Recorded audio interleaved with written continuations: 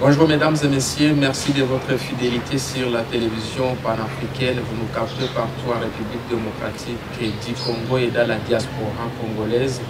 Ce matin, nous recevons en direct et en exclusivité M.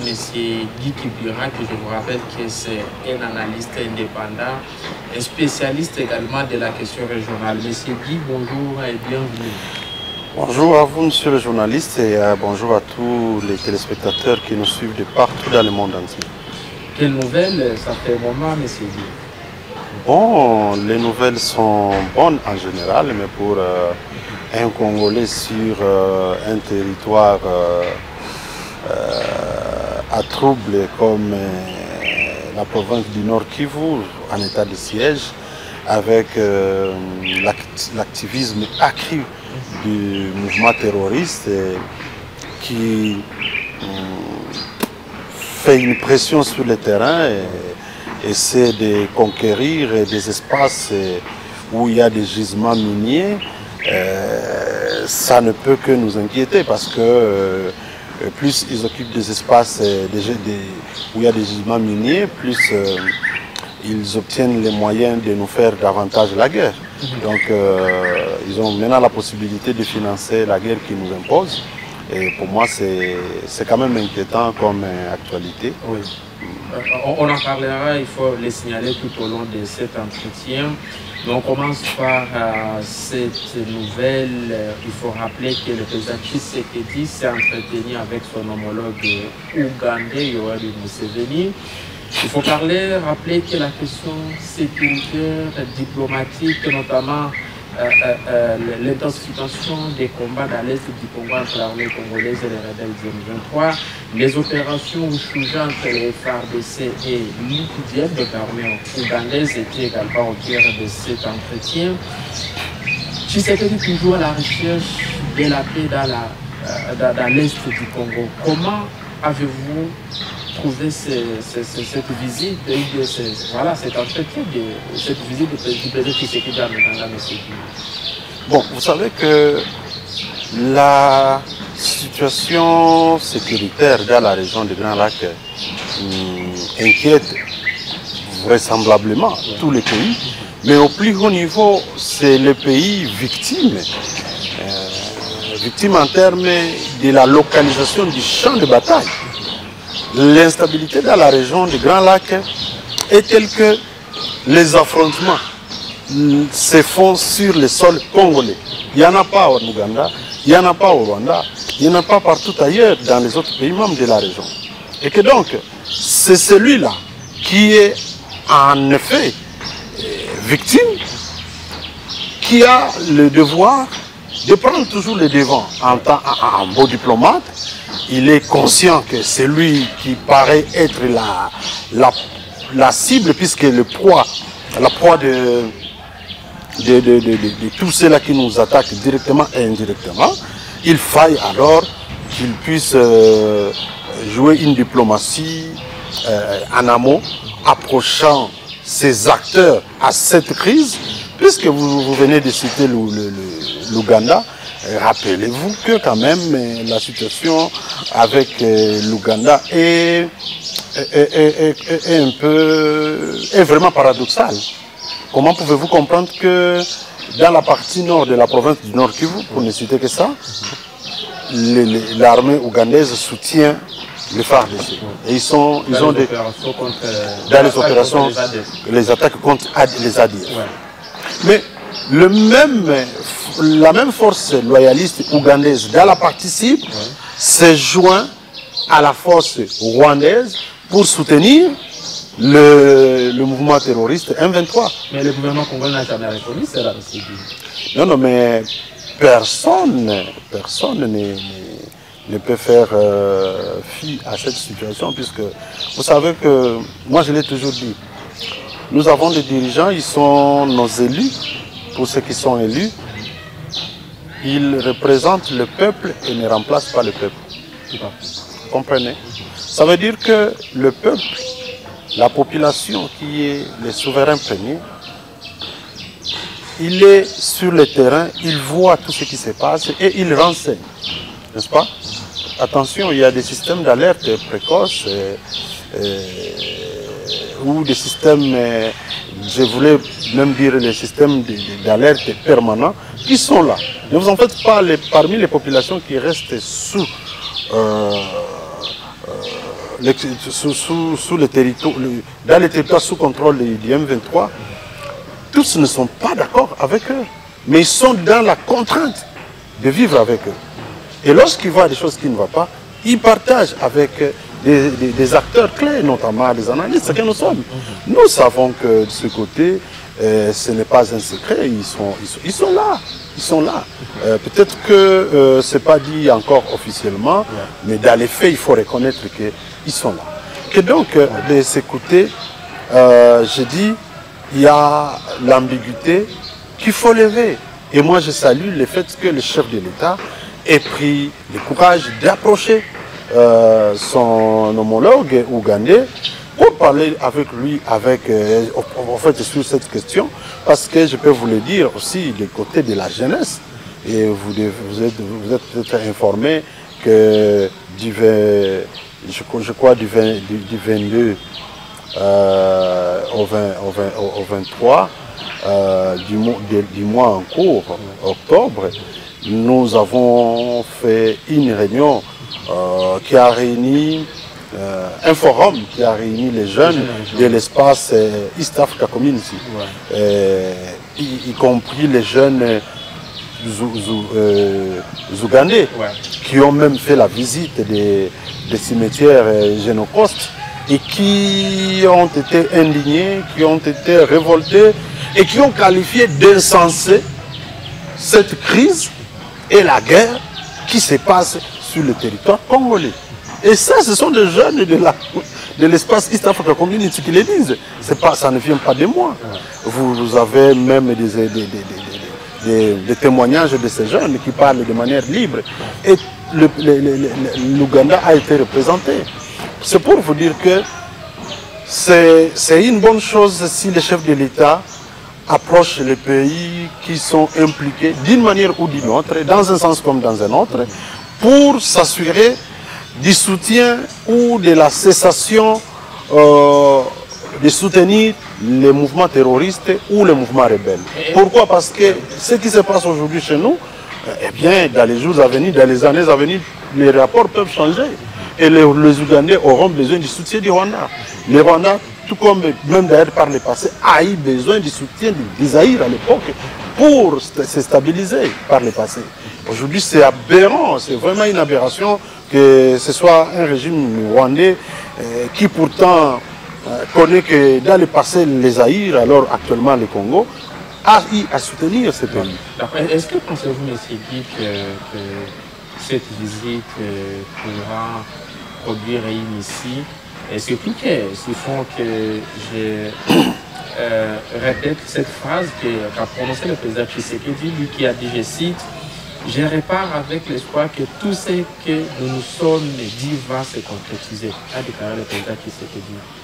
Ça signifie quoi? Bon, ça signifie que le chef de l'État congolais et notre président reste positif, il est optimiste. Lui, dans sa nature sincère, il croit en ce qu'il dit et pense obtenir le même attitude et comportement de la part de ses interlocuteurs. Donc si le chef de l'État a fait une telle déclaration, donne un tel sentiment, il charge son interlocuteur qui a maintenant le devoir ou le challenge de rester sincère par rapport à ce qui se sont dit. Est-ce que pensez-vous que le président Tshisekedi devrait faire confiance à son homologue ougandais, je cite, Yoweri Museveni? Bon, moi j'estime qu'il le faut. C'est une obligation. Savez-vous que notre pays, la République démocratique du Congo, a 9 pays limitrophes.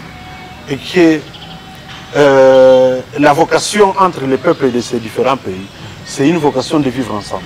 Savez-vous que de l'autre côté de notre propre pays, il y a certains Congolais qui qualifient les gens de l'Est comme soit étant des Rwandais ou des Ougandais, peut-être des Burundais pour ceux qui sont dans la partie sud de la province du Sud Kivu, dans la plaine de Ruzizi, dans le...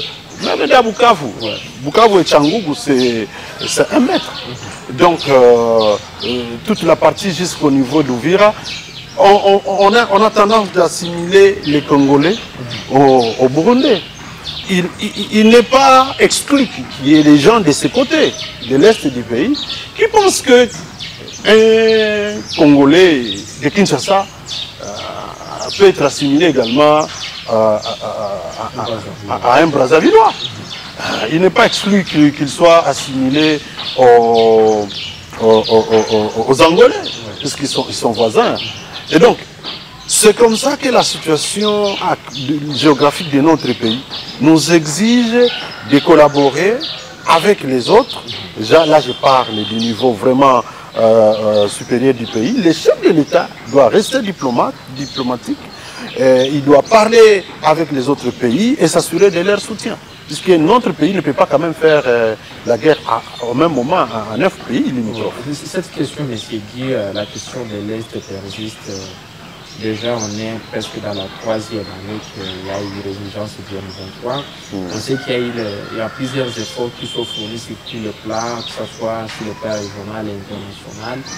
Mais je pense que les premiers intervenants, les premières personnes qui devraient normalement intervenir, c'est les voisins. Est-ce que pensez-vous que la RDC devrait encore compter sur ses voisins? Est-ce qu'il y a des voisins sincères ou des chefs d'État sincères sur lesquels on peut compter encore? Oui, heureusement vous venez de le dire. À part l'Ouganda, le chef de l'État était au Burundi. Ouais. Savez-vous que le président burundais a été déclaré, en tout cas par l'Union africaine, comme le champion de la jeunesse pour l'intérêt qu'il accorde à la jeunesse parmi tous les pays membres de l'Union africaine. Pourquoi je l'ai dit? Parce que je sais actuellement que l'on peut compter sur le Burundi. Il faut rappeler d'ailleurs que ces militaires sont aussi les soldats congolais. Oui, mais moi je reviens, je peux vous assurer, moi je reviens de l'axe Bukavu-Uvira. Écoutez, c'est pas un secret. Nous bénéficions de l'accompagnement du gouvernement burundais et sur le plan militaire, et pour sécuriser cette zone, la plaine de la Ruzizi, vous y trouvez des éléments militaires burundais qui assurent la sécurité. Et le témoignage que je reçois de la population, le long de la route depuis Kamanyola jusqu'à Uvira, c'est que justement depuis que ces gens sont là, l'activisme des petits rebelles dans cette zone a diminué. Ce qui s'explique parce que du moment que nos éléments sont focalisés sur les champs d'honneur, sur les lignes de front, dans la partie nord-est, c'est-à-dire dans le nord Kivu, il y a tout à fait possibilité que l'on puisse dégarnir un peu dans la partie sud, n'est-ce pas? Et que donc de ce côté, si du point de vue diplomatique, il y a des arrangements qui vont jusqu'à des collaborations sur le plan militaire, au point où l'armée burundaise assure la sécurité de la zone, même sur le territoire congolais, pour moi, du moment que ça assure la libre circulation de personnes et de biens, et de leurs biens, sans s'accaparer du territoire, eh bien ça passe. Ça passe, donc c'est possible que nous puissions compter sur nos voisins. Tout dépend de comment on essaie de les rassurer par rapport à leurs intérêts, pour ceux-là qui ont des intérêts économiques et qui voudraient exploiter de manière responsable et transparente les ressources du sol et du sous-sol sur le territoire congolais. Pensez-vous que c'est le cas avec les Burundais? Bon, j'ai dit, les Burundais sont des voisins du Congo autant que les Rwandais comme les Ougandais. Mais voyez-vous, les Burundis ne nous font pas la guerre pour accéder aux ressources qu'il y a sur le territoire congolais. Ils sont dans la coopération, dans une collaboration sincère. Et ça ne cause pas de problème, ça ne gêne personne. Pensez-vous que les Rwandais devraient aussi emprunter le même chemin? Voilà le conseil justement que je ne cesse de donner et je n'en dirai jamais assez. Ça ne sert à rien de couler, de verser le sang pour accéder aux ressources du sol et du sous-sol congolais. Parce que c'est encore un ancien dignitaire, un ancien acteur politique du Rwanda qui l'a dit, que les Rwandais et les Congos sont comme des fesses dans une même seule culotte et qui peuvent bien se frotter mais qui ne se sépareront jamais. C'est pourquoi je me dis qu'on doit faire attention. On ne peut pas en aucun cas assimiler le régime au peuple. Non. S'il y a un régime qui n'est pas coopératif dans un pays comme dans un autre, il n'est pas exclu qu'il y ait prochainement un régime qui assure un leadership positif, qui incite le peuple à vivre ensemble, à partager et tout ce qu'ils ont à partager, que ce soit sur le plan économique, que ce soit sur le plan culturel, que ce soit sur le plan scientifique et autres. Parce que par le passé, les Zaïre et les Rwanda ont été des pays amis. N'est-ce pas? Mais c'est qu'il n'y a pas un régime sans peuple, et ça il faut aussi le préciser, parce que ce sont, ou bien c'est les mêmes peuples qui souvent utilisés pour venir agresser le peuple congolais, s'il faut le dire comme ça. Bon, rappelez-vous que je l'ai dit au départ que nos dirigeants, nos élus sont nos représentants, mais ne nous remplacent pas. C'est un message fort.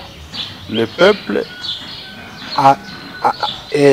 désigne ou élit ses représentants, qui ne sont pas qui ne les remplacent pas.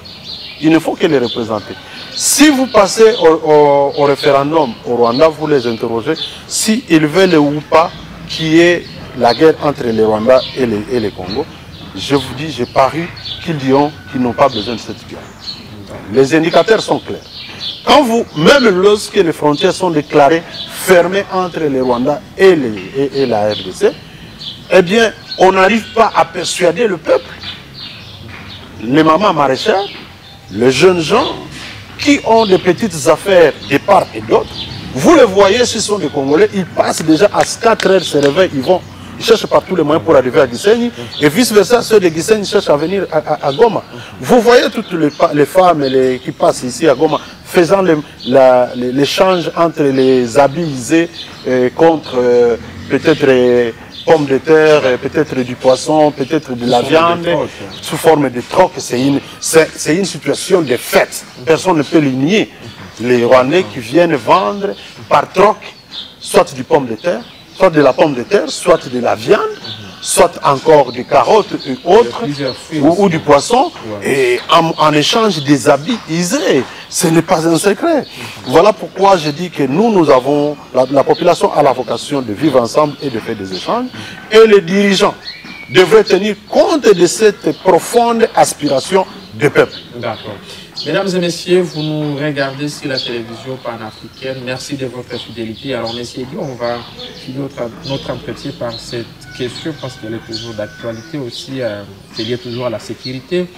Il faut préciser que les affrontements se sont intensifiés depuis la semaine dernière. Les M23, en tout cas, progressent dans les Walikale. Il faut d'ailleurs parler aujourd'hui que les M23, donc les rebelles, sont déjà signalés dans tous les territoires du Nord Kivu. Il faut le préciser, monsieur Guy. Pourquoi, qu'est-ce qui explique cette progression des rebelles, en dépit en tout cas du cessez-le-feu qui est en vigueur, tel qu'est recommandé par le Rwanda? Bon, mais aussi, je voudrais que nous puissions comprendre. Je ne sais pas comment est-ce que des responsables hautement placés, que ce soit au niveau des instances onusiennes, que ce soit au niveau des grandes communautés ou des grandes puissances telles que les États-Unis, l'Union européenne, qui vraiment, qui savent que le terrorisme n'est pas que prohibé, mais est banni. Mais les États-Unis ni les aujourd'hui n'ont jamais déclaré les M23 comme un mouvement terroriste, M. Guy. Bon, c'est parce que ce que font les M23 au Congo, en RDC, il ne le faut pas aux États-Unis. Il suffit qu'un Américain, alors je dis bien un seul Américain ou une seule Américaine, ait un problème soit de kidnapping ou qu'il soit séquestré par même un petit groupe de malfaiteurs pour voir même le chef de l'État américain dans tous ces États, le FBI mis à profit, la CIA, tous ces services spécialisés entrés en jeu pour rendre libres ces citoyens américains ou cette citoyenne américaine. Mais comme ça se passe à des milliers de kilomètres de chez eux, ils trouvent que c'est une matière qui mérite d'être envoyée sur la table, discuter avec les terroristes. Nous savons comment on a tué certains chefs d'État africains au motif qu'ils étaient des terroristes, au motif qu'ils soutenaient les terroristes, au motif qu'ils collaboraient avec les terroristes. Et on les a traînés dans la boue, dans la rue. On les a tués en plein jour. C'est pas ça de ce principe cher de la Déclaration universelle des droits de l'homme qui rend la vie sacrée, la vie de l'homme. Savez-vous que même les prisonniers ont des droits? Comment on peut traîner des chefs d'État, puisque ça a eu lieu dans ces continents? Dans mais on les a... À quelle faute? Est-ce que c'est à l'Afrique ou bien c'est aux Occidentaux? Parce qu'on suppose que l'Afrique aussi devrait être unie pour lutter contre tous ces... Il y a un temps pour tout. Il y a un temps pour tout. Je peux vous dire que la rencontre des jeunes de l'espace East Africa Community, parmi leurs profondes aspirations, ils aspirent toujours et ils comptent travailler pour le panafricanisme. C'était ça notre message personnellement et tous ont adhéré positivement à cet appel. Parce qu'il nous faut cette prise de conscience collective de plus en plus lorsque les pays africains vont comprendre que leur avenir est lié et qu'ils ont des problèmes communs face à d'autres puissances, d'autres continents. Ils vont voir que nous allons changer la pyramide. C'est-à-dire que les États-Unis d'Afrique est plus que nécessaire pour bien interagir avec d'autres grandes puissances. On ne peut pas continuer éternellement à subir le dictat d'autres puissances sur notre propre territoire. Vous avez vu qu'à la sortie du colonialisme, on nous amène dans le néocolonialisme. On voudrait utiliser certains Africains pour maltraiter les Africains. On utilise certains Africains pour piller les Africains. On utilise certains Africains pour exploiter illégalement les ressources africaines. Puisque l'ironie du sort, c'est que tout ce qui est pillé, par exemple, sur le territoire congolais, n'est pas exploité ni au Rwanda ni en Ouganda. Non, non, non, non. Peut-être là-bas, ils connaissent juste certaines transformations en termes de chaîne de valeur. Mais la destination finale, elle est connue. Ce sont ces grandes puissances. Ce sont eux qui ont l'industrie de l'industrie, qui produisent donc des armes et autres, et qu'ils retournent nous tuer en Afrique. Mais c'est excusez qu'on revienne sur la même question pour finir avec cet entretien. Plusieurs zones sont passées sous contrôle du M23 dans les Walikale. La question, que fait l'armée congolaise? Toujours continuer à observer les cessez-le-feu pendant que les délais progressent? Je pense que jusqu'à présent, l'armée congolaise continue à se présenter comme un bon élève qui respecte les consignes par rapport au processus politique et diplomatique de Luanda et d'autres d'ailleurs qui vont jusqu'au niveau de l'Union africaine avec les beaux offices de certaines organisations telles que les Nations Unies. Vous savez que par exemple la MONUSCO ou les Nations Unies, pour être global, est aussi impliquée dans la recherche de la paix, mais la seule question c'est de savoir est-ce que l'on est sincère. Est-ce que l'on n'a pas intérêt dedans pour que ça traîne comme ça? Puisque vous savez, quelqu'un avait dit, lorsque vous voyez que l'insécurité ou le banditisme persiste dans une communauté, c'est que ceux-là qui sont appelés à assurer la sécurité sont eux-mêmes impliqués déjà dedans. Cette crise du siècle dans la région, plus ou moins 3 décennies de guerre, en répétition, ne peut pas être une affaire des seuls fils et filles du Kivu ou du Congo. C'est clair, lorsque vous voyez des pays porter les cahiers de charge des mouvements terroristes, c'est un indicateur assez clair pour prouver que cette guerre n'est pas une guerre des Congolais. Je voudrais bien que ce soit... Vous savez, tout ce qu'on a qualifié de rébellion a eu des solutions à l'interne. Mais comme il ne s'agit pas d'une rébellion, vous voyez le temps que ça prend. Et les avancées que cela prend. Rappelez-vous que c'est le secrétaire général des Nations Unies qui a déclaré haut et fort que l'armement auquel ils font face lorsqu'ils sont en affrontement avec le M23, ils se retrouvent devant non un groupe rebelle, mais ils se retrouvent comme en face d'une armée bien structurée, bien organisée et bien équipée, avec un équipement sophistiqué. Mais dites-moi, quelle est l'usine qui produit des armes au Rwanda, au point d'équiper l'armée rwandaise à ce niveau pour impressionner le secrétaire général des Nations Unies et donc les Nations Unies? Ce qui est mal, ce qui est bizarre dans tout ça, c'est que les gens ne comprennent pas qu'ils coulent avec les Congolais.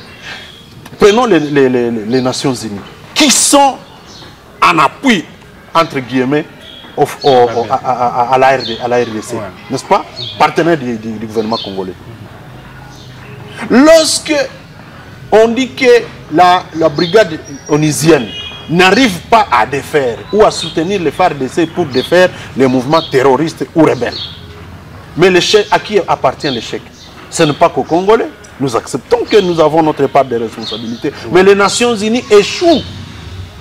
Mais les Nations Unies échouent et puis le gouvernement congolais garde toujours cette même mission.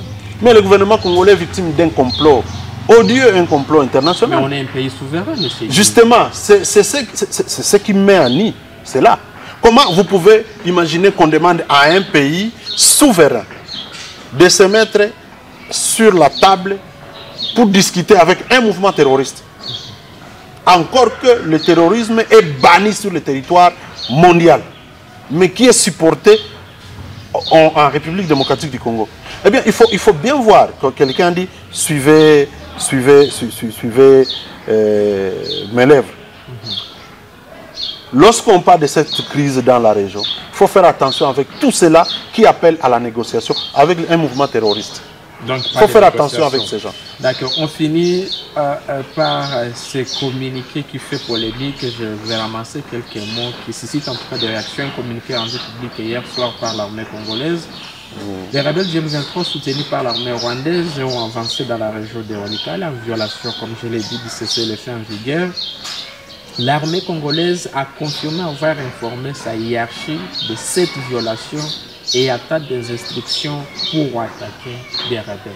L'armée attend les instructions pour riposter, monsieur dit. Les instructions de Kinshasa ou bien de qui ou bien des partenaires? Bon, vous savez que l'armée congolaise dépend d'une institution qu'on appelle gouvernement, dans lequel on trouve le ministère de la Défense, le ministère de l'Intérieur. Ce sont là des ministères de souveraineté, mais qui aussi fonctionne sous le leadership de l'autorité suprême de ce pays, du moment qu'il est favorable à la recherche de solutions diplomatiques. Il est aberrant qu'au même moment, il puisse se dédire en ouvrant les hostilités. Nous sommes à la défensive. N'est-ce pas? Quand je parle de nous, je parle de la RDC. La RDC est à la défensive parce que sur son territoire, parce que également conformé ou se conforme à l'appel à la cessation d'hostilité. N'est-ce pas? Parce que ceux qui meurent sur les champs d'honneur, sur les lignes de front, autrement dit, ne sont pas ni des Rwandais, ni des Soudanais, ni de Tanzanie, en tout cas d'autres sujets étrangers. C'est surtout les Congolais. Mais aussi les ennemis qui meurent, il faut le préciser. Bon, les ennemis qui meurent, comme on dit, ni ne peut se prévaloir de sa propre cupidité. C'est-à-dire, comme on dit à Lingala, au Lukaki Ango, au Sisango. Quand tu vas sur le territoire ennemi et que tu as des problèmes là-bas, tu ne t'es pas annoncé, eh bien tu n'as qu'à assumer. Nous, et l'histoire retiendra que jamais en aucun jour nous avons réuni les institutions de ce pays et décidé de manière délibérée d'ouvrir des attaques ou d'attaquer d'autres pays, des pays voisins. Non, non, non, non. C'est très c'est trop hasardeux de prendre ce genre de décision. Je vous ai dit que nous sommes entourés par 9 pays. Si nous devons ouvrir des fronts avec nos voisins, est-ce que sommes-nous capables d'ouvrir des fronts avec 9 pays voisins limitrophes? C'est vous dire que nous continuons à prendre en témoin, et si pas comme responsable, la communauté internationale qui n'a pas encore compris qu'elle est partenaire au gouvernement congolais et ne doit en aucun cas ni soutenir, ni sympathiser avec un mouvement rebelle. Tout appel à des négociations est un signe fort que l'on soutient ce mouvement rebelle ou ce mouvement terroriste. D'accord. Pour 30 secondes, M. Dikibia, politique, sécurité, économie, dans tous les secteurs au Congo, Félix Tshisekedi, commandant suprême, chef de l'État, garant de la nation, comme les gens le disent, est-ce qu'Azobeka dit Azobeka Mabou? Je ne dis pas ni l'un ni l'autre. Je dis que le chef de l'État est sur toutes les lignes de front, politique, diplomatique et même militaire, toujours jusqu'à présent. La priorité, c'est là où vous maintenant, là. Bon, pour moi, il n'y a pas une solution magique. Toutes les voies sont indiquées pourvu que ça nous rapporte la paix. Savez-vous qu'on vient, rien qu'en entrant à Walikale, le mouvement M23 vient de massacrer plus de 34 civils. Savez-vous qu'ils ont occupé des gisements miniers? Ils ont pris goût de l'exploitation et du pillage des ressources naturelles. Est-ce qu'ils vont réussir? Parce qu'il y a la famine qui est là. Bon, c'est ce qu'on va aussi constater. On va constater avec tout le monde comment est-ce que Alpha Mine va collaborer avec le M23. Parce qu'Alpha Mine est en train d'exploiter les minéraux là-bas. S'ils vont faire cette exploitation avec les rebelles ou les mouvements terroristes, nous prendrons aussi acte de cette collaboration entre cette firme américaine et les mouvements terroristes. Et on doit en tirer les conséquences. Merci. Mesdames et messieurs, nous arrivons à la fin de cet entretien. Merci, M. Guy, d'avoir répondu à nos questions. C'est moi qui vous remercie, cher Justin Kabumba, et j'espère bien que ceux qui nous suivent ils comprennent que la situation actuelle dans notre région va au-delà de la seule responsabilité des gouvernants. Il faille que toutes ces institutions et puissances qui sont impliquées d'une manière ou d'une autre arrêtent de soutenir le mouvement terroriste et la paix va revenir parce que nous avons déjà tous les instruments pour permettre à ce que nos États se mettent et que ce soit. East Africa Community, c'est une table de négociation entre chefs d'État et de gouvernement. CPGL, c'en est une autre. Et CIRGL, c'est aussi un autre cadre du niveau régional. Donc, on ne devrait pas assister au crépitement des balles dans cette région du moment qu'il y a des espaces techniques, diplomatiques et même politiques pour discuter de tout ce que l'on veut exploiter de part et d'autre sans se faire la guerre. Mesdames et messieurs, merci de nous avoir regardés. On se fixe rendez-vous à la prochaine fois. Nous vous disons merci. Au revoir.